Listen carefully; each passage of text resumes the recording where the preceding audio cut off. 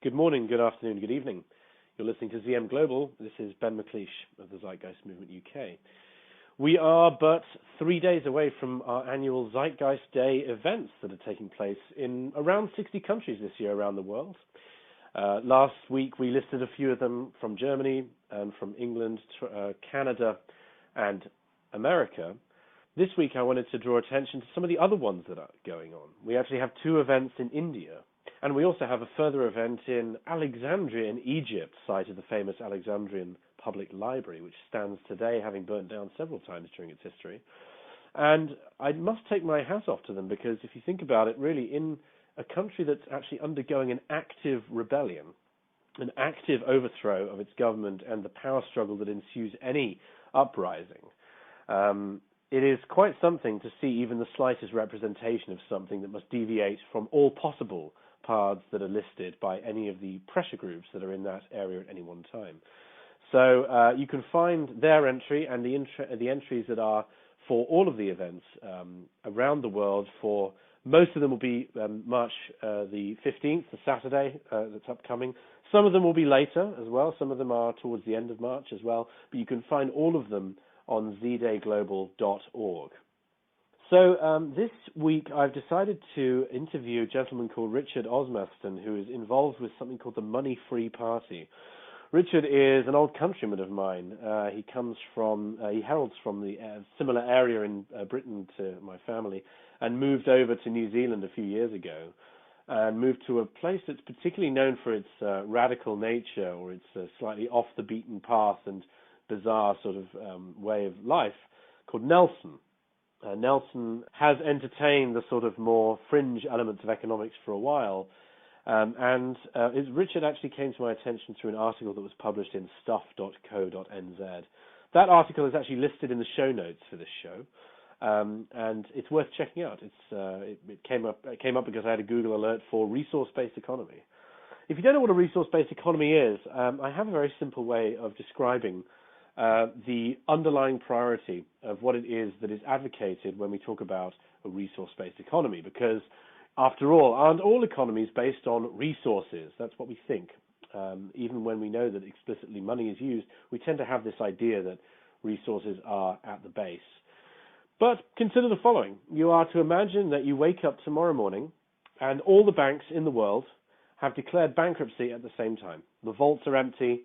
The money, which was worth nothing to begin with, is worth even less now and will not even be accepted by any shopkeeper. It's not just a matter of hyperinflation. The very mechanisms for being able to buy and sell are now broken. How do you live your life from this point? What's the first thing you would have to do? Well, other than not panic, because, of course, the first thing that happens when there's even something slightly like a bank run, like we saw with Northern Rock in the UK, or as we have seen in the 1929 crash, and many of the crashes before and since that plague Wall Street and are essentially there by design and cannot be forestalled against when you're using central banking. As we have seen, people panic a lot when what they think is the mechanism for security suddenly collapses. Well, let's presume that people are rational enough not to panic and scream and stab each other. What's the first thing they have to do? Well, everybody still does need to metabolize, which means they still need food, they still need air, they still need water. They will probably need transportation as well, because modern life is such that we can live in places that we wouldn't be able to live, and in structures like houses that we couldn't possibly live in without some form of energy. In fact, there are some houses that you wouldn't be able to live in certain parts of were it not for the energy. For example, high-rise buildings. Anything above the 20th floor, and you're rapidly decreasing the number of people who could possibly ever reach the top floor without breaking themselves, especially over time. Of course, we would need something like lifts or escalators or whatever to be able to even use the things that we have. I'm reminded of this structural limitation of the way that modern life has developed, assuming that we simply have infinite hydrocarbons and infinite energy and infinite resources, that, by the way, being the byproduct of the capitalist outlook on life, which factors in automatically by design the idea of unlimited supplies and an unlimited environment to despoil and pollute, all in the name of profit. It doesn't matter if this is called capitalism or anything else. That particular worldview has actually been pretty much inherent in every single version of the economy that we've ever had. None of them have ever even bothered to try and take in a total account of what is even available locally, let alone globally, to that economy. I'm reminded of this limitation when I go to many cities, mostly in America, where it is actually impossible in certain areas to even walk because you are required to have a car. It's assumed a priori that you have a vehicle that is powered by some form of energy so that you can even go anywhere. Try Miami. You can't walk in many places in Miami without going over very, very large, very imposing, terrifying bridges that do not have sidewalks. You have to use the meager public transport that Miami has, or you have to more likely have a giant gas-chugging vehicle for which the city has essentially been designed. So you will obviously need some kind of transport in this new day when you wake up and suddenly there's been this vast collapse of the financial system. But what has not changed? Well, you still presumably have some kind of food. I mean, the systems are still there. The farms are still producing food. They would still be required to produce food even if suddenly nobody had any money at all. You would still require shelter. On a longer or at least medium-term basis, you would still require education, and you would require social cohesion, and you would require the kind of environment that we assume and take for granted all the time. This does not change when you have no money. Now, think about it the other way around. What if we woke up tomorrow and we really didn't have any energy? Well, I've already described to you some of the problems that we would have. Those problems really are problems. If we wake up tomorrow and all of our transportation globally is no longer working, a massive readaptation of life has to take place. The same kind of readaptation that we would actually not have, not in a technical sense, not in terms of physical day-to-day living, if the entire monetary system collapsed. In fact, it's quite possible to imagine that humanity, given there is no longer the possibility of some sort of monetary exchange, that we would hopefully be able to bypass the idea of barter and try and design an economy based on the actual resources that we have that can adapt to a moneyless problem.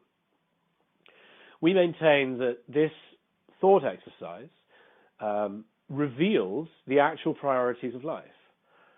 Money is not actually important because if it vanished, we would still have the same requirements for our environment and from our environment.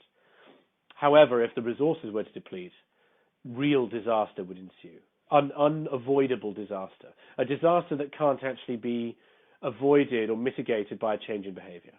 Because once we run out of energy, if we run out of real supply chain economics, if our transport is inhibited, if our health is compromised, it doesn't matter what our outlook and our economic behavior is. We suffer immediate and devastating consequences, the kind you do not have simply by factoring out money and being left with the same possible resources and the same kind of inventions that we have before. So this is what we intend to talk about come Zeitgeist Day, which is our version, if you like, of the TED events, technology, entertainment, design, that have proven themselves so popular over the years. Except that we really try and push the envelope even further. It's not simply about interesting inventions anymore, or particular types of studies into different kinds of education or biohacking or whatever it is. We advocate a new model, an emergent model, a model that is coming out of the capitalist system, that is a byproduct of a networked world where the wealth of the networks lies in the fact that where before wealth was measured by restriction and ownership and exclusion and property, now wealth is actually measured by openness and collaboration and availability. And the true wealth is now to do with how available it is to the most people rather than how unavailable it is to everybody but myself, me being the owner of a particular piece of property. This is maybe an unintended consequence of the way that we have invented our way past different things over the last couple of years. It could be that it's an accidental consequence of the internet and the understanding of networking and the gradual collaboration of the world in an almost anonymous way where interests and efforts are almost coordinated by accident through end-to-end systems like the internet, leading to things like communal gardening now, open gardens with free food, with things like peer-to-peer technologies and most importantly things like the open source software movement, which accidentally, if you like, brings together groups of concerted programmers to produce incredible new software systems and tools which can be used by anybody in any particular way. The increasing open access of academic publishing is also now bringing to the fore materials of scientific nature which are now available to anybody. There was a story of a teenager who recently invented a new piece of technology surrounding diabetes based on just the open access materials he could find. You'll notice that there was no planning for that. There was no effort to try and design a piece of material that would somehow make diabetics' life easier. It emerges because of the inherent interest that is in humanity, that it doesn't actually need to be rewarded by financial reward or anything like that, and the coming together of the available literature to inform that person and for that to then produce innovation. Clay Shirky describes this rather well when he talks about how, as a result of coordination costs, as he calls it, we now have the ability to, as a byproduct, group organize in a way that would have been phenomenally expensive and very niche in the olden days. We no longer need to put out a bulletin to ask people who's got a picture of a certain festival that's happened and try and get all those collected together so that photos of that festival exist. No. Those photos, those collections of photos of a particular festival, this is his example, are a natural byproduct of having something like Flickr.com. In other words, what used to plague economists back in the old days, and still openly plagues the Austrian economists now, the idea of a need for economic calculation, for being able to work out how much of what needs to be produced, is no longer, in fact, a relevant economic question. The kind of production, the kind of demand gauging that we now have when it comes to gradually energy, as we start harvesting that individually on various parts of our buildings and landscape, the Internet of Things, which is now emerging, which is smart meters, smart sofas, smart beds, smart fridges, and all the rest of it. The gradual group development of everything mean that the kind of products that we end up with are automatically generated as a byproduct of being able to work together. They don't need to be quantified in advance. Demand doesn't need to be judged by price. It needs to be simply allowed to come to the fore, to be able to win out over the other ideas in a natural way without actually having to make a conscious decision. Actually, I'll put it the following way, because the demands of us to explain how we would do economic calculation in what we now call a resource-based economy does in fact come from a form of central planning, something that, ironically, the Austrian economists and many others claim is a danger and claim is an awful thing. Well, I put it back to you, dear economists, if you are listening, that the idea of using price to judge anything is in fact to demand a central mechanism, a central planning for the economy, to demand in advance that we know what to produce and we need to work out the price for it so we know how much to produce. The model we are advocating, the model actually that is coming about anyway, is one where this is actually not something that's consciously required anymore. Just like we don't need to judge how many megabytes of information will go up and downstream on the internet today, it's all a matter of the system being able to be as elastic as possible in all directions, and nodal, and end-to-end, and peer-to-peer, that allows the load balancing to occur without bean counters having to be sitting somewhere in the economy trying to judge it. That's a long-form way of describing the more economic side of the resource-based economy. If you're more interested in this kind of stuff, please do join us this weekend and in the next couple of weekends in certain parts of the world for our Zeitgeist Day, which is in many cases viewings of films, in many other cases lectures like the ones in London, Toronto, and the ones in San Diego, for example. Some of them take the form of very similar things to science fairs, like Z-Day Los Angeles this year, which actually have no direct talks. It'll be a sort of symposium where people come together and look at different stalls and different models and things like that. So get a better idea of what we're talking about by looking at that. Now I'll move on to my interview with Richard Osmaston, who is coming at the resource-based angle through the traditional mechanism of politics to try and spread awareness about what we mean and what we demand of our future. The move away from opinion and from voting for particular people, ironically, by trying to be voted for and putting the resource-based economy talking point at least on a ballot so it can receive some kind of exposure. Richard goes into some detail about how he essentially puts it to the political establishment in New Zealand that they simply aren't good enough anymore, and that growing an economy no longer suffices and is in fact an extremely dangerous thing. So my interview with him is about an hour long. About halfway through, we suffer a slight communications problem, and I had to call him back from Skype via his phone. So you'll notice there's a slight change in tone, but it's clear enough to understand. But just know that there is an edit halfway through that you'll probably notice, but it shouldn't bother you too much. And here is my interview with Richard. I come to this fairly green, so I don't know too much about yourself or about what is going on in New Zealand. So why don't you tell myself and the listeners who you are and how you came to be in New Zealand? Yeah, okay, Ben, thanks. I grew up in the UK, actually, on a farm in West Sussex, and my family were very active politically and socially, and very socially aware, and we spent a lot of time as children marching for CND marches in London, campaign for nuclear disarmament, and we camped at Greenham Common as little children in the 60s, protesting against nuclear American bombers being based there.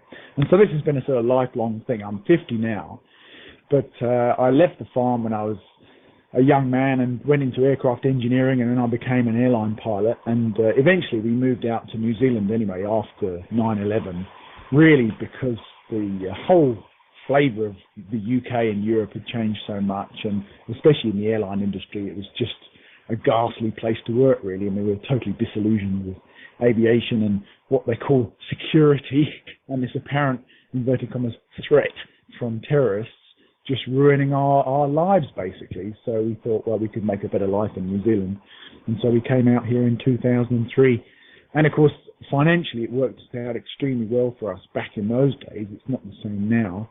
But the exchange rate was very favourable. Land and things were very cheap here. And so we were in a position to retire at age 40, which was just, an unheard of privilege, really. And it presented me personally with a fantastic opportunity to pursue something completely different to other than, lining my own pockets, basically, which is what most of us do, if there's any to spare. And then I got involved there's all kinds of activism going on down here, and I think New Zealand's quite well known for its environmental image, I'll say with caution.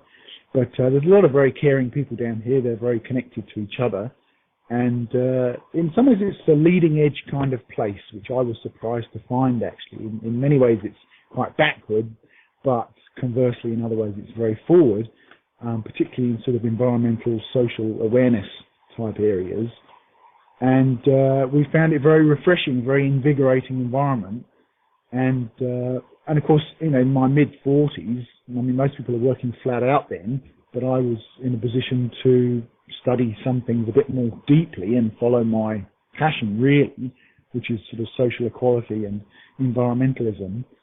And I've had a lot of jigsaw pieces, if you like, floating around in my psyche. They've been there my whole life, things that just didn't fit. And I couldn't put them together. Very frustrating. And I, of course, having moved here and retired, had a lot of time to think about it and to research it. The advent of the internet changed all that kind of thing.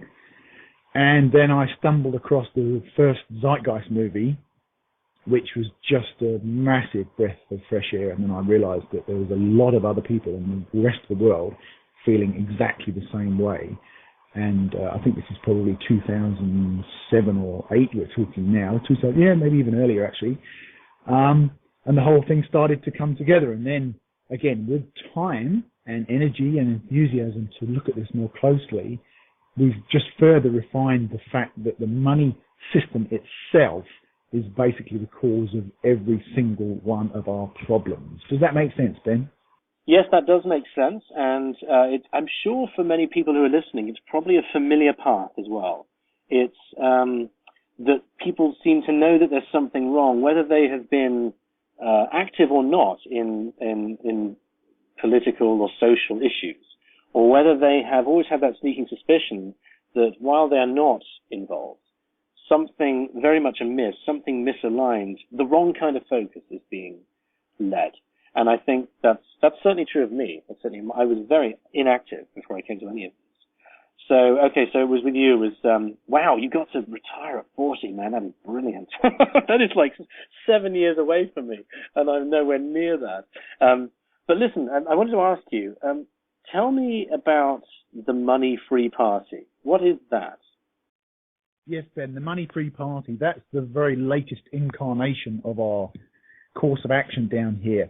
And I'm going to be a bit sort of conceited here, but I'd like to say one of the reasons I think I've been so successful so far in promoting the resource-based economic cause is, excuse me, is because I'm such a flaky lightweight. And by that, I mean, because I don't, have a job. I mean, I actually run a farm and, I do a lot of voluntary work, all kinds of things. I'm, of course, very busy. I mean, who isn't when they're 50? But I don't actually I'm not beholden to anybody else, and I can choose what I do with every day, basically. And it means that I'm free to move as best befits that day. And in 2014, it makes sense that actually the plan you had a month ago or a week ago even may well already be out of date, because times are changing so quickly that the plan we had when we were 40 or when we were 30 or whatever, well, that's all been completely superseded by modern knowledge, modern technology, global understanding, etc. And in fact, forget it. That is pointless. And for somebody like me, I'm really happy to have got the best sort of bang for my buck out of a particular project. And as soon as I see a better one, then I'll drop it and skip to the next one. And in some ways, I mean, in our parents and previous generations, not anywhere like that, because you needed resilience and hard work, and you'd have to have a 5 and a 10-year plan. But today, things are changing so fast that, who knows what's going to happen. I mean, never mind next year. We don't know what's going to happen next month or next week. So I started out wondering, what on earth am I going to do with this understanding, that I quite quickly sort of fleshed out and realized, wow, this is massive, this money thing. This is just enormous.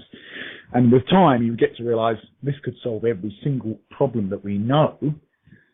And thus, it's probably the most important thing that has ever happened. And I realize that's a very bold statement, but I've been saying that in big public groups for a long time, and nobody can really challenge it with any decent sort of authority. This is so important that it's worth pursuing. How to pursue it has been, forgive me, the difficult question. And so we started out, over 5 years ago with conventional protest, handing out leaflets. We took part in the Occupy movement. We handed out leaflets then. We harangued people in the street. We had little meetings. I started a little web site that, died an early death. And conventional means of putting out an important message. And quite quickly, I realized that, well, everybody's got their little protest today, hasn't it? Whether they love whales or this seagull or that possum or that tree. They hate mining or oil or nuclear. Oh, crikey. And of course, with the plethora of communication tools today, we are utterly swamped with new important messages. Many of them corrupted anyway, but even so, even the good ones are just buried in all that sort of monstrous volume of information. You'll know exactly what I'm talking about. And so I realized that conventional protest, conventional activism, etc., isn't going to get you anywhere, son. And as I've witnessed with my own family, we did all that protesting in the 60s and 70s, and it didn't make any difference, And I couldn't really understand why. And of course, I've made a video about this, which you can see on my Facebook page, Resource-Based Economy, amongst others. There's lots of others out there. Conventional protest and activism are really over now, because at the end of the day, on the other side, you've got people who are desperate. And it's not that the head of Monsanto or Shell is a monster. It's just that at the bottom of the sort of pyramid of those organizations, those institutions, are poor, desperate people. And whilst you might, if you're lucky, you might have 10 years of good sort of activism and protest energy in you, if you're lucky, before you just get worn down by, oh, crikey, it's just, it's tough out there, I know. Whereas there's still another billion poverty-stricken people who would give anything to have a job, on the fringes of Monsanto, GM. It doesn't matter. Any of these industries, they provide what people need at the bottom, and they'll do anything to get it. And so it's all sort of pointless, conventional protest. Anyway, the point I'm coming to, Ben, so I had to look for different means of getting this information out there. And I found that really face-to-face, because we're dealing with brainwashing, face-to-face was the only way to do it. And you can get, with time, you get better at it. And of course, every time you talk about it, it gets more refined, it gets more simple. I have a lot of foreign people coming to stay with me here in Nelson in New Zealand. And I'm frequently having to explain resource-based economics to people in other languages. And that really forces you, literally, to make it simple, to make it understandable. And I think that's really vital as we sort of mature the concept. And does this make sense so far, Ben? I'll hand you over. Yes, it partly does, although it brings about something I wanted to ask you about, or seek your advice on. You say that traditional protest is dead, and I agree almost completely with you. However, I'm not completely sold on purely face-to-face. Obviously, with face-to-face, it allows us to read each other in ways that's just not possible in print. But I still think there's a place for pamphleteering, for the writing of books and the producing of things like films or short videos. But one thing that came out recently in the blogosphere was the efforts by the JTRIG within the GCHQ Secret Service listening stations of the UK, that they were spending a phenomenal amount of money on combating cyber activism. People always call cyber activists slacktivists. They say it's not enough, you're just sitting at home on Facebook all day, you're not doing enough. But then if that were true, and if it was so ineffectual, then I don't think our government would be spending so much time on being able to control false narratives online and to silence, discredit, or otherwise insult or embarrass those people who do speak out in that medium. But I don't think you're particularly shouting against that. I just think that there is definitely a place for it. But the question I wanted to ask you was, what kind of resistance have you faced so far with dealing with people there? Obviously, I'm not talking about the way that individual people receive your ideas, but have you found it tricky to fund your to fund your projects for sort of political activism? And have you found that people have spent any significant amount of time or money trying to discredit or misrepresent your political attempts, like we see in the mainstream political parties all the time? We see these people smear each other, even though they're essentially all different wings of the same business party. And we see, independents being, like private lives being leaked and things like that. Have you found that it's been a lot more soft where you've been, or have you managed to deal with this quite well, or have you not received any of this at all? That's a good question, Ben. Have we encountered much opposition towards the introduction of resource-based economics? And the answer, I would say, in Nelson, New Zealand, is actually no. Online, we get a pretty good hammering online from sort of troll-type people. But, I did wonder, when I was trying to ring you a few months ago, I just continually could not get through on the telephone for one reason or another. One does wonder what the SIS and GCHQ are cooking up between them. But no, very little actual physical resistance. And as I've discovered, because I'm not a intellectual really, and I didn't go to university, I didn't study economics or anything, I have very sort of unconventional approaches to things, and I tend to do them all wrong to start with.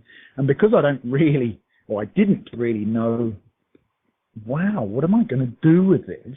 I certainly wasn't going to go into a dark office in Wellington and write a long book, which is what generally happens with, experts in their intellectual field. took it to the street, and Nelson's a funny little place. We're very remote. I mean, there's 80,000 people here in the city and in the region, and most of them actually know each other. So there's a very strange sort of connectivity that one probably doesn't find with respect in Leeds or Brighton or London, because there's just a lot less people here, and they are generally connected, not by 6 degrees, but more often than not 2 or at the most 3 degrees of separation. It's quite uncanny. It's amazing, and so there is this connection.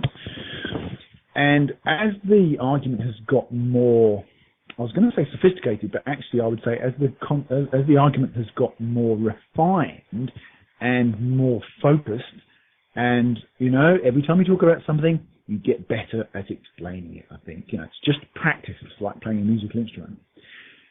As that gets more focused, it becomes clearer why and who is likely to be opposed to it.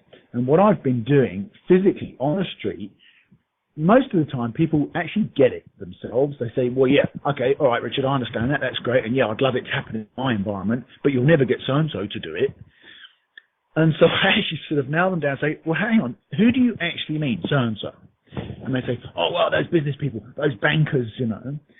So what I've done, I've gone to the business people, business owners and operators, people working in finance, people working in banking, and said, look, do you understand what we're on about here with this resource-based economics? Because what we've seen so far is it's sort of a, and in fact, I think you could say this historically of basically every protest movement throughout history, pre-abundance, the protesters have always been basically saying, we want to take from them, and someone's going to lose it out.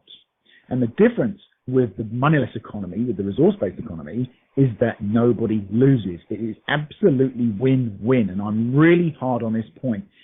If you really look closely at your personal circumstances, Mr. Investment Banker, super yacht owner, pop star, head of Monsanto, hippie, you know, lorry driver, it doesn't matter.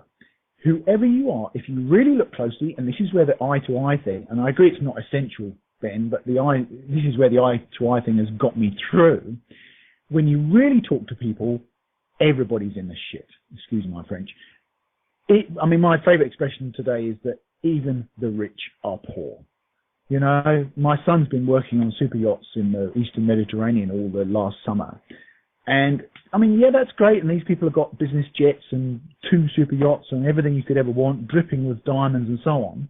When you really get to know these people, at the end of the day, they're just people just like us, underneath all the glitz and the suits and the security guards and the sunglasses. They're just people. And when you really talk to them, they're really worried too. I mean, who isn't aware of global climate issues? We don't even need to talk about whether it's real or not. It doesn't matter. Who isn't aware of that today? Who isn't aware of the problems of social inequality? Who isn't aware of the fact that pollution, you know, isn't really great? And the fact that, yeah, you might have everything, but if your neighbour has nothing, well, where's your daughter going to go out when she goes out in the evening? Who's your son going to be associating with? Why does your wife have to take these ghastly tablets all the time and have another boob job and get her hair done again and having cosmetic surgery? Why am I so stressed about the business? Can I trust this new manager?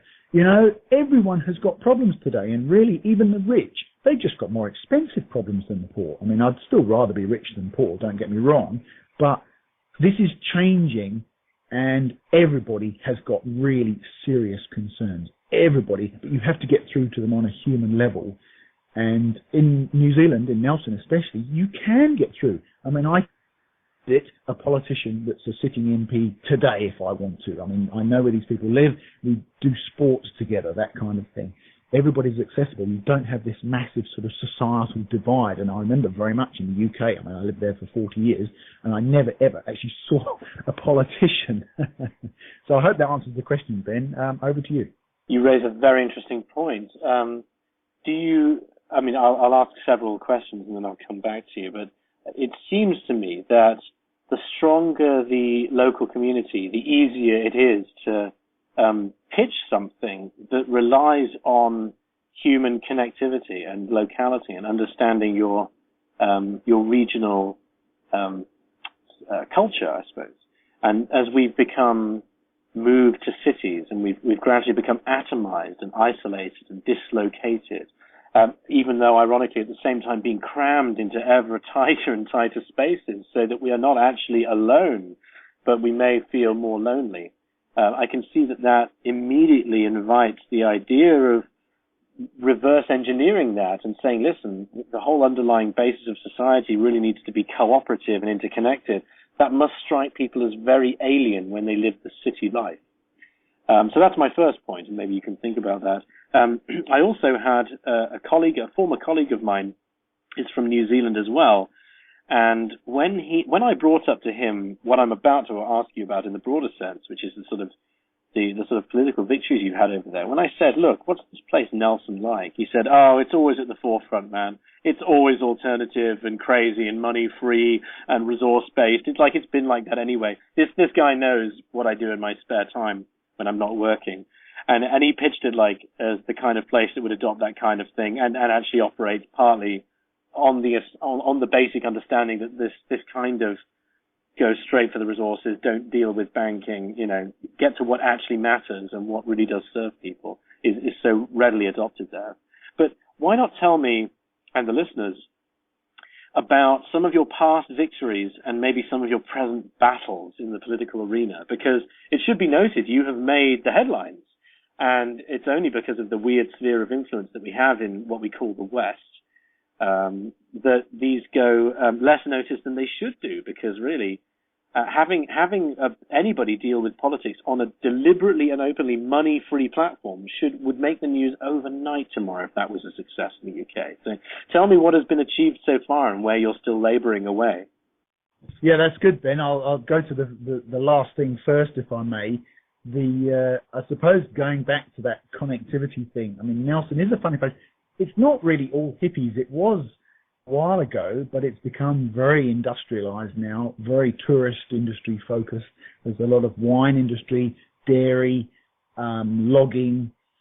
There's quite a lot of craft industries, but many of them have become pretty commercialized, to be honest with you. And it's like everywhere in the world. It's become, just a different, slightly more subtle way of emptying your pockets for you. But the people are very connected, and one of the unusual things about Nelson is that the majority of the population actually choose to live here. They weren't just born here and happened to be here because they got a job or something. A lot of people are really quite idealistic and, have come from all over the world to be here, and that does make a difference, which was the first point, wasn't it? Yeah, the second point, wondering what to do with this newfound knowledge of mine. As I say, I spent a lot of time blogging, which didn't really get me very far. The website never really got off the ground. And then I managed to make a few presentations at schools in the area, which went down really well. I mean, kids just get resource-based economics, as you know, as a teacher, then straight away, because it's just so blooming obvious. And so I had a really great run with that, and that drew a lot of good publicity in the region. Got me into the local newspaper, the Nelson Mail, which although is a Fairfax, which is a huge media conglomerate down here, although it's a Fairfax paper, they still have some really decent, proper journalists here who actually occasionally get to write something worthwhile. And so I got some really great mileage out of that. And they're always looking for interesting sort of colourful characters in the region. And that got a lot of good publicity, in some ways throughout the Fairfax network. So that was good. And then we have some various festivals and events that go on here fairly regularly, and I made some presentations at exhibitions and things like EcoFest is quite a big one for us down here, and we have a festival up at the lake where I live, which also got quite a good reception. And then both our local councils, Tasman District Council and Nelson City Council, have sort of open forums. One's a 5, the other's a 10-minute presentation to the full council and the mayor about what we would like as a population included in the long-term plan. And it seemed to me, well, why not just have a crack at it? What's the worst that can happen? And again, of course, being a little place, the councillors, the mayors, etc., they're people that we know. They're people that our children go to the same schools as their children. We sit on the same committees together. They're not sort of anonymous officials.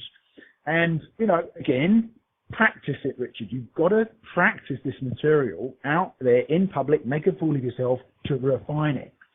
And I found myself writing a presentation to make to both these councils, and one literally stands there and I tell them a bit about resource-based economics, and I can now look at these people in the eye and say, you know that what you're doing is no longer good enough, don't you? And these are the people that are running our region, and nobody shakes their head anymore, because even the top officials, they know that increasing our sales of wine overseas or increasing dairy production in the region, that's not going to solve anything. We have massive civic debt here. The council's debts are in the tens, hundreds in some cases of millions of dollars. They know they can't increase business activity to pay this off. They can't push the rates up anymore. The little old biddies and things, they just cannot afford it. They know they're in a lot of trouble.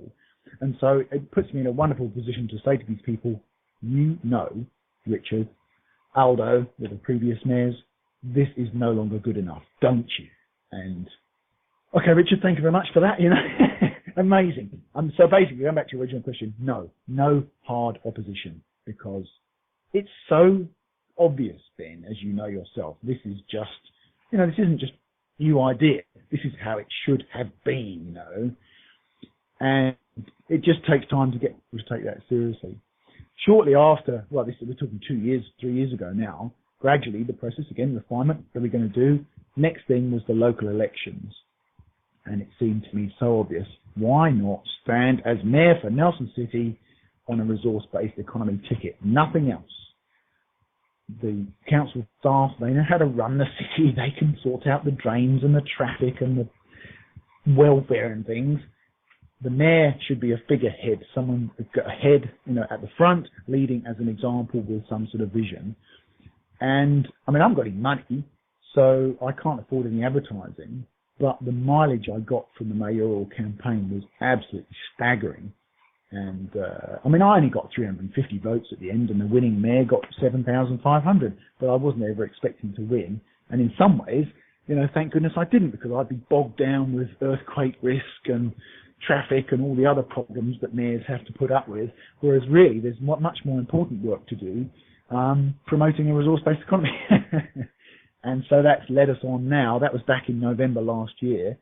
I managed to get onto national television twice. There's a TV program called The Nation, which is screened on weekends, and a TV crew flew down from Auckland to interview me on in Nelson, and that was amazing, and got a really great reception from then. Again, a visionary TV producer who wanted, something a bit different and was interested. Young guy, young family, and he knows, the old ways aren't gonna, they're no longer working. So that was really a phenomenal success, and I got a huge amount of mileage out of the whole mayoralty campaign program. Never spending money, never putting up ghastly pictures of my blooming boat race on the side of the road, which everyone else does, at huge expense. Pathetic.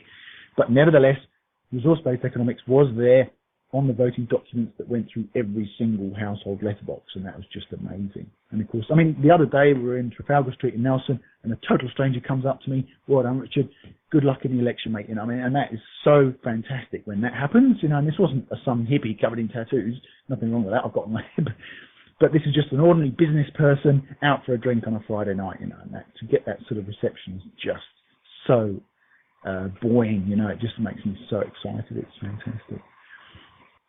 So after the mayoral campaign, I then had quite a long program of other presentations talking about resource-based economics in theatres and cafes, presentations at a festival up here that we had at the lake. Again, same festival, but a different presentation format.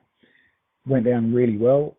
And then that sort of stopped momentarily. And I've been considering in the back of my mind, are we going to have a crack at the general election in November?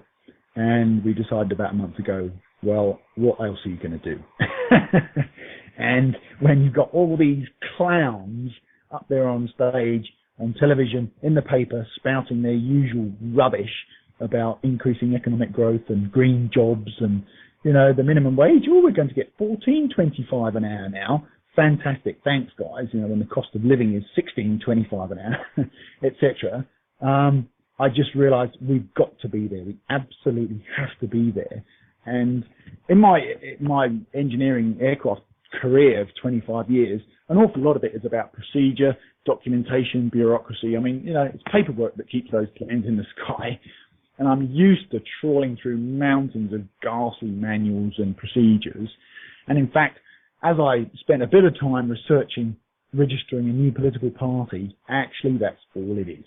We do need 500 signatures from eligible New Zealanders, but other than that, it's just a stupid paperwork, legwork exercise, and I've got the time to do it. And so that's what we're doing. Yeah, over to you, Ben.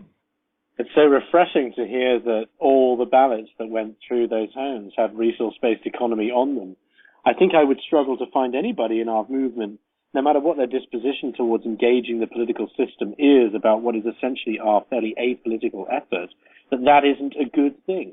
And that they must glow quietly inside with the fact that one tiny element of the system was bent in shape so that this could be enunciated. I think sometimes just having that option helps so hugely. And that's actually how I found out about you.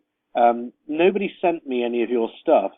I have various Google alerts set up, and it was an article from stuff.co.nz that relayed your story to me automatically, which I think is a big deal and is something that anybody should be pleased about.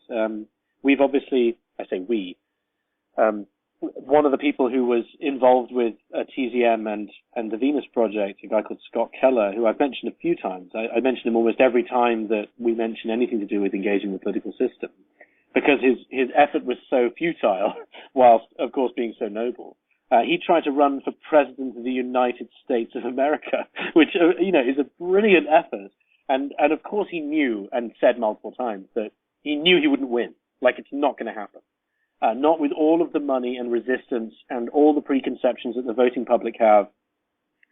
He did it for awareness. He did it so that he could get a platform that was something other than our films, our websites, maybe our scant media appearances, which have grown much more common since then.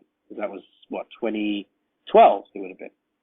And he used it purely to be able to get that. I mean, the same effort is done sometimes by Neil Kiernan of VTV and V Radio, who tries to get a resource-based economy on the caucus in Michigan, so that it can at least be listed in some of the material and can actually be discussed at these events. So I think that's great. What advice would you give to anybody who is thinking about engaging local politics?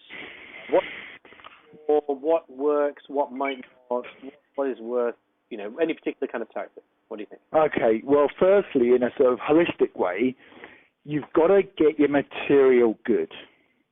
It's so easy, and I mean, in some ways, there's no other way of doing it. You've got to go out there on a relatively small platform and make a fool of yourself. It does take a bit of a shove in, sort of emotionally, to go up to someone and say, hello, I'm completely mad, which is what they think you're saying. And that's kind of scary. I mean, because of my background, I've done it all my life. I don't even care. And the people that love me, I trust. And, those that matter don't mind, and those that mind don't matter, kind of thing. But, I realise that's not so easy for everybody.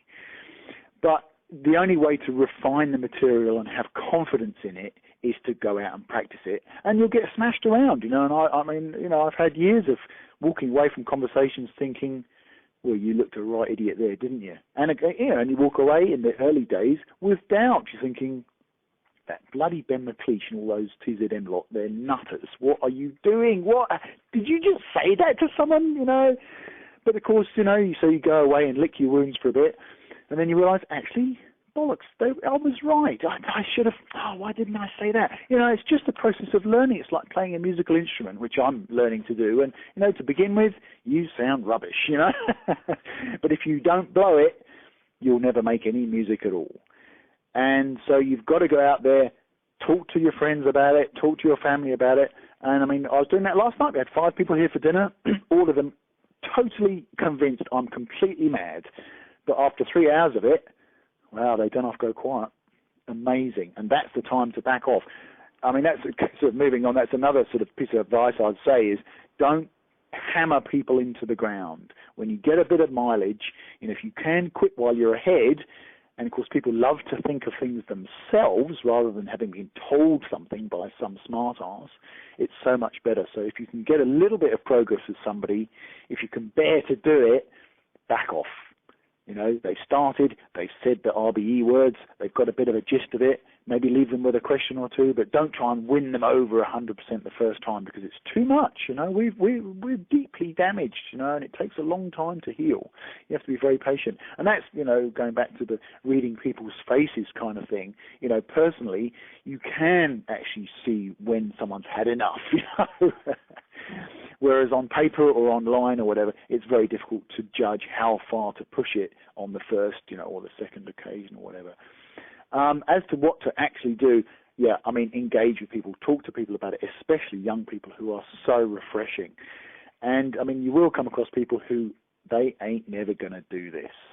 Never.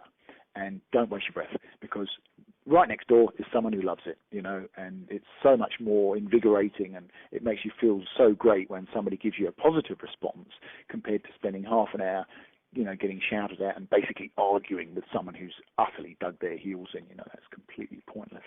Yeah, does that make sense, Ben? Like that. It's true. There's I'll show you two of my favourite stories, none of which have to do with politics, but it gives you an idea of when you absolutely have to cut off. The first one is Matt Berkowitz, who runs the Vancouver chapter of the Zeitgeist. Yes. Yep. You know him. He's fairly well known in our movement, and he was having a conversation with someone about essentially the way human beings are affected by their environment. Yeah. And he was trying to make the case that this is basically on their stall that they have in Vancouver, like every Saturday, the stall. Yeah, is that next to their tool library? No, that's Toronto. That's Ryan Diamond in the Toronto Tool Library. I beg your pardon, you're right, it is, yes. Yep.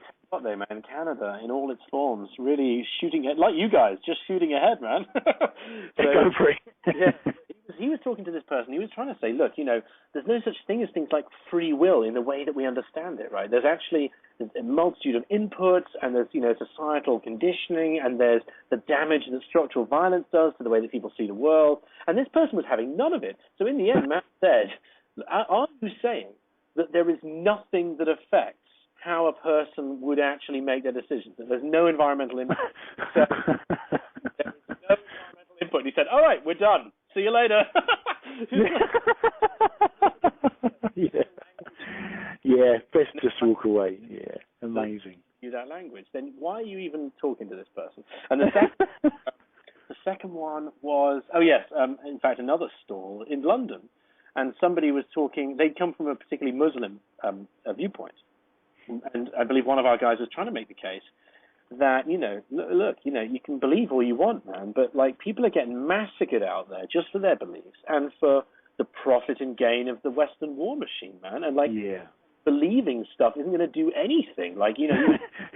What people really need and what changes people's minds. And this person basically put the following viewpoint forward. They said, well, actually, all those people that have been massacred were helped because they have now gone to heaven earlier.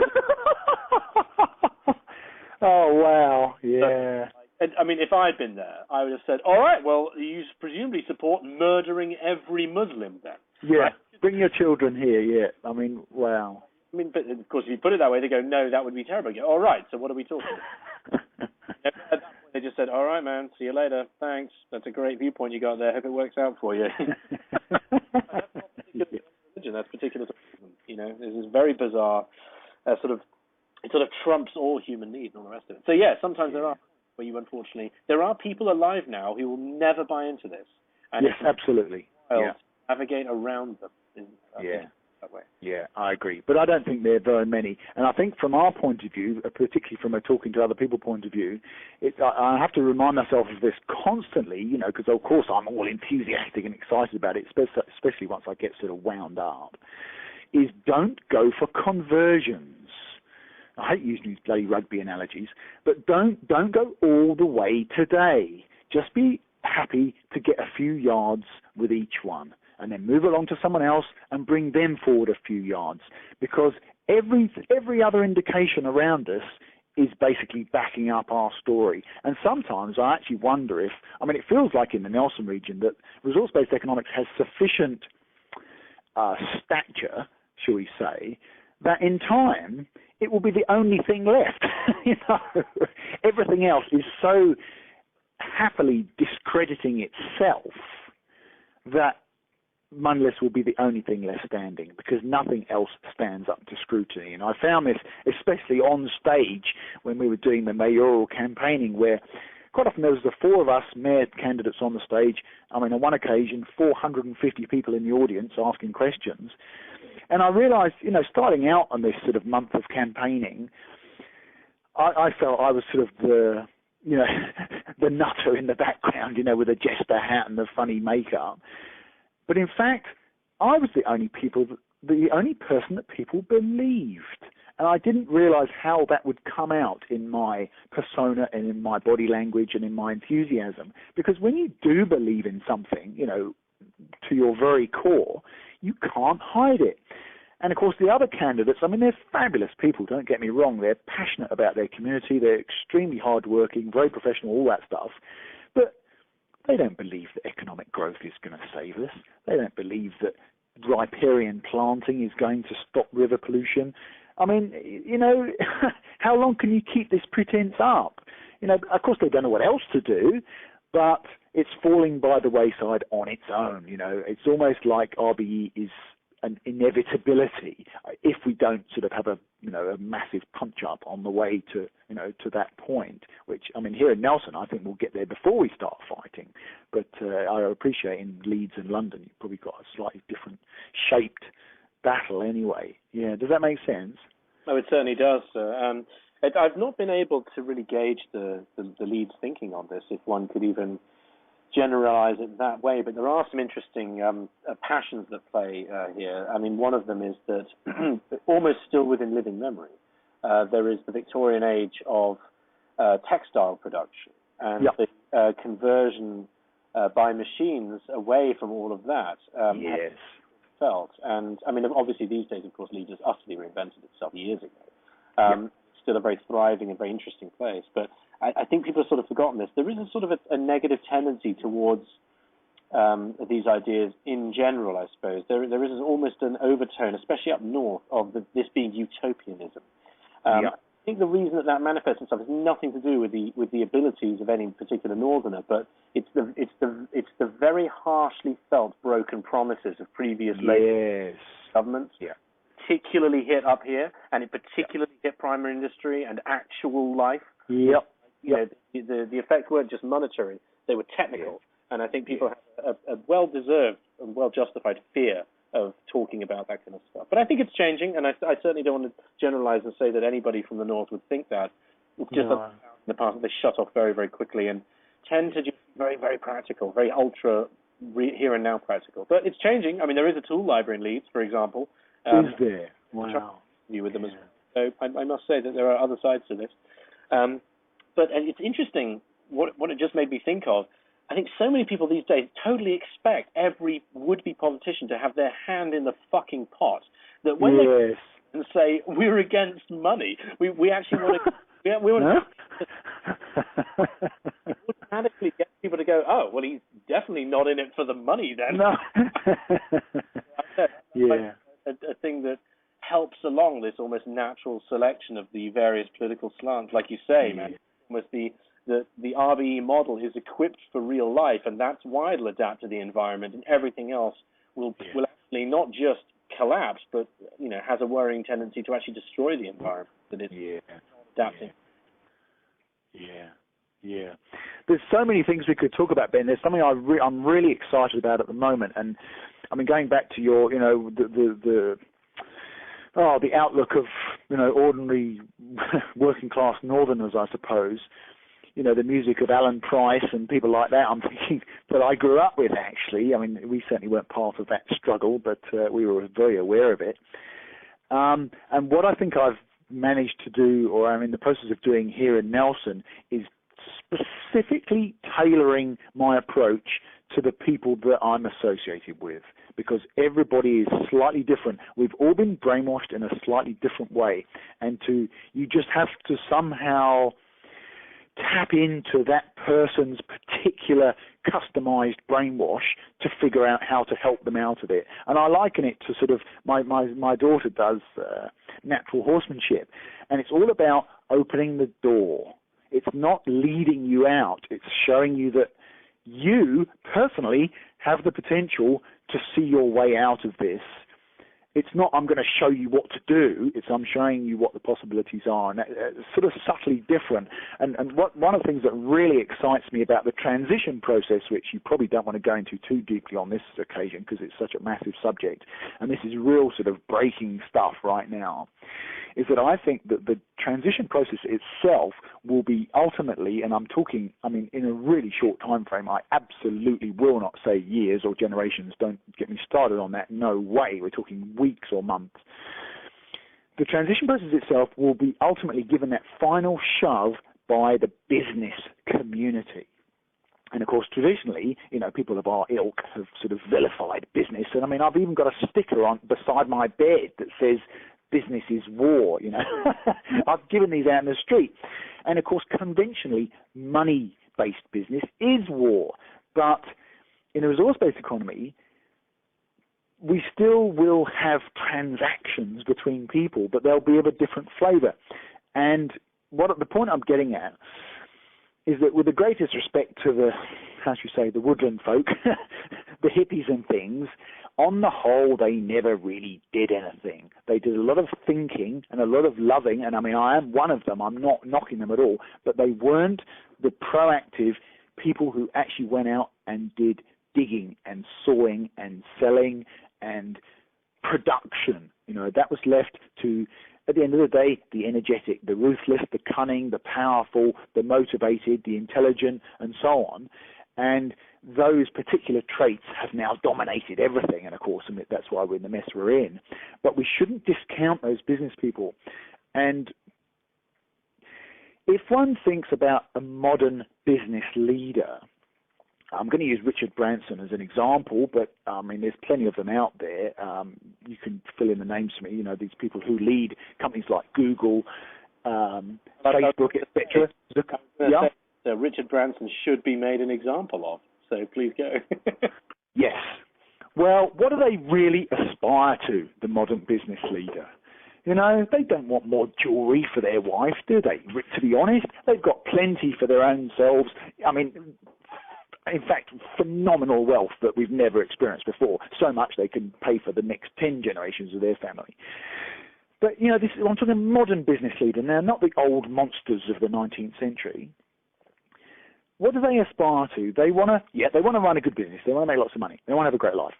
They want to take care of their family. They want to take care of their staff. They want to take care of their staff's family. They want to look after their customers. They want to do right by their community. They want to take care of the environment. They want to be socially responsible. They want to do good in the world. And hang on, wait a minute, this is our talk. This is hippie talk from, what's happening? And of course, these people have got the power and the energy and the connections and the charisma to actually lead other people to do this. And I reckon that the actual transition, I can talk about it so much more, Ben. You know, this is what we've been doing. We held this conference a month ago, which was just amazing, of like-minded people to drive this forward. Fantastic, so exciting. I think what's going to happen ultimately is that somebody big is going to get this. Page, I think his name is, at Google, and he's going to say, all right, to hell with it. The reason I can't progress my business anymore is because no one's got any money. I do actually want to be the most successful businessman in the history of the planet. Yeah, okay, he's on a power trip and so on. That's fine. But, man, he's got the charisma to carry it off. And his staff, when the time comes, when he says, okay, to hell with it, we're going to do the whole thing, Google for nothing. And, okay, our fuel supply at the moment is Mobil. We're going to say to Mobil, hey, if you don't come on board, mate, we're going to shell.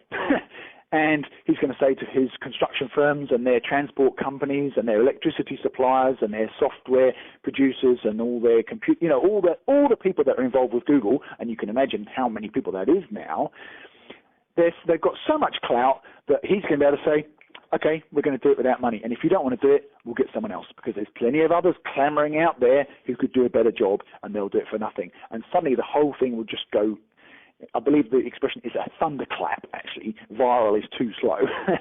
Right around the world. Bang. People realize, oh my goodness, Virgin are now the world's first moneyless airline.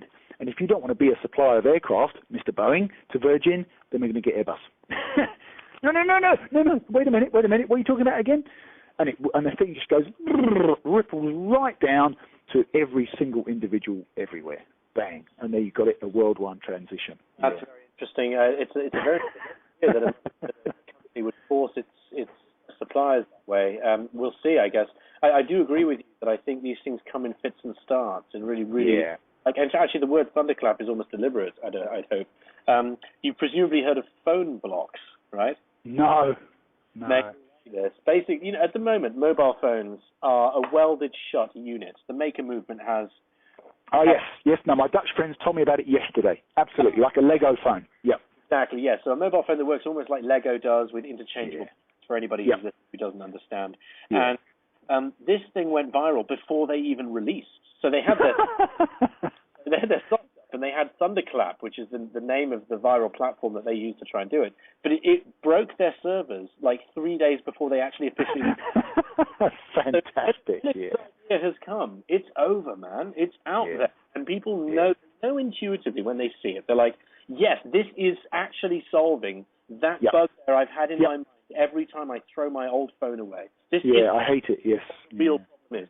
And what was interesting there is that they had, as far as I understood, they had garnered the support of Motorola to produce some of these interchangeable parts, because the whole thing about those interchangeable parts is that exactly that. They are interchangeable. They don't allow for the kind of competitive, widget gain that is having the problem. It actually addresses a market function in that way. The other thing I think of all the time these days is Bitcoin. As much of a half solution and a non-solution it is to the money problem. Yep, agreed. WikiLeaks donation blockade problem rather well, because the very thing it isn't is controllable by governments or central banks or anything. Yeah. It is converted from and to Bitcoin back to dollars and pounds by the community, not by banks. And that's what right. And you can donate to WikiLeaks in a way that can't be blockaded by the powers that be. Again, wow. It's not even a stopgap, but it's a reason through technology, something that is a real problem. So I do agree with you. These things, when they happen, have automatic impetus behind them. They have automatic velocity. Yeah, without resistance. Yeah. Absolutely. So listen, tell me, what the next thing upcoming in your political efforts in Nelson, what are they, when are they, and how can people help? Okay, the last one was Herbie, Humanity Emerges Resource-Based Economy Conference, which we held at the Victory Community Centre in Nelson a couple of weeks ago, which was just amazing. I mean, we didn't have thousands of people, but thus we were able to focus really clearly on progressing the whole cause, and especially the concept of the cause, and to get some like-minded, I mean, we're talking some really smart people now, together and talk about nothing else for a whole weekend was absolutely phenomenal. As regards the future, I need 500 New Zealander signatures on a form that I've produced by the end of June, to be able to register Money-Free Party for the general election, which is in November. In theory, at the moment, the general election, the timing of it is such that it's 3 months after the Prime Minister announces it, and that is as his wish. So we don't actually know precisely. If he announced it tomorrow, then we'd have a bit of a rush on our hands. But I've done most of the paperwork for the registration application, and I just need those 500 signatures. And I mean, I'm going into town today, actually. I'll be in town for this week because I live up in the mountains. But there's nothing as exciting as walking around and saying to people, hey, would you mind putting a signature on this form? And they love it. It's a fabulous feeling, Ben, to know that, oh, wow, this is what people want, And 500, I mean, I got 350 votes in Nelson alone, and I need 500 signatures from anybody in New Zealand or anybody who is eligible to vote in New Zealand. And really, we haven't got any... Oh, I beg your pardon. No, I've been invited to speak at a conference on 16th, 17th of April called Inspire. And it's quite a long-running conference. It was originally formed by the Ministry of Education, but they ran out of funding, so it's now run by the Ministry of Inspiration, which is a sort of semi-government department. And they have about 500 gifted children from local schools of all ages attend this conference for 2 days with interesting speakers and workshops and programs. And my reputation preceded me, and I got an invitation letter last week to go and speak. I was 3 separate sessions at this conference, which is really exciting because talking to kids is just amazing. The kids get it straight away.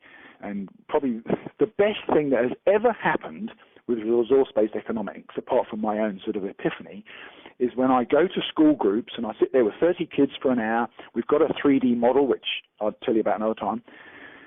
And after that, I'd make a little presentation for about 15 minutes, and then I say to the kids, all right, why can't we do this? Because I need to know. This is important. Why can't we do this? And all the hands go up, and there's a few questions. But quite quickly, the other hands start going up to answer the questions. And that is just the most magical moment when I see a group of 30, 13, 14, 15-year-olds figuring out resource-based economics for themselves. And I mean, I just sit there and soak it up, man. It's amazing. Yeah. Cool.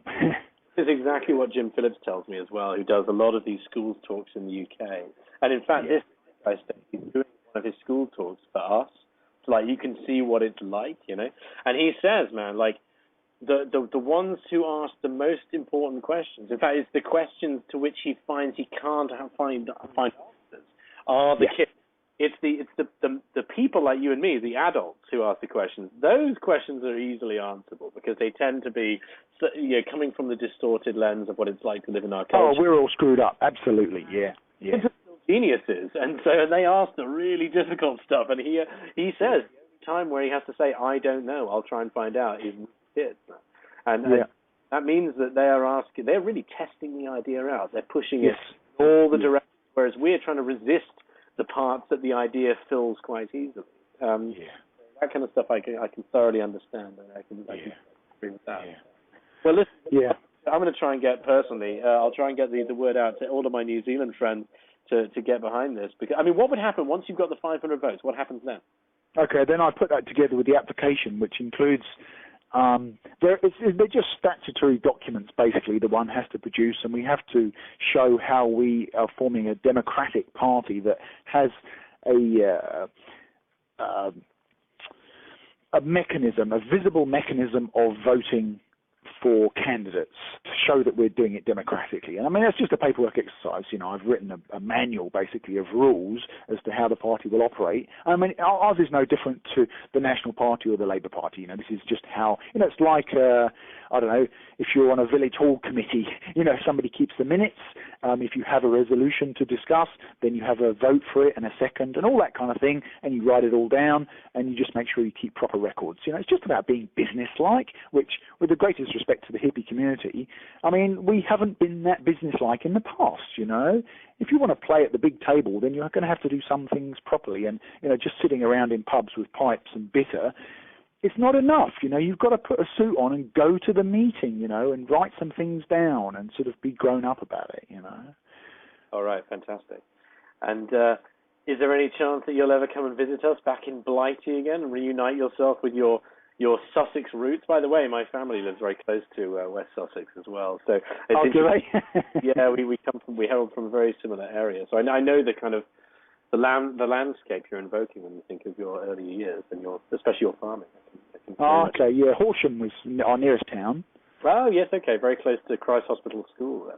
Oh, wow, yeah, very close, yeah. We used to go and play sport at Christ Hospital. I was at the Weald School at Billingshurst. See, fantastic. But do you ever come over and visit? Oh, well, we've been here 10 years. I mean, we've probably been over 20 times, particularly when my parents were in less good health and sort of, you know, during their demise. But I've run out of money, to be honest, Ben. Fair enough, it's man. very You've expensive. kind of the right side of the world.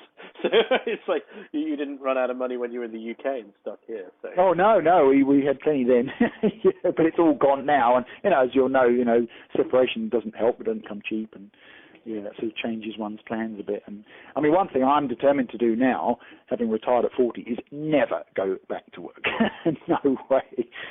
I mean, it's famous last words. We have a palatial existence, really. I mean, we scrimp and save, and we drive old bangers with bald tyres, and we eat like mice. But we have a fabulous life, and of course, the best part about it is I'm free to pursue whatever whatever I'm interested in.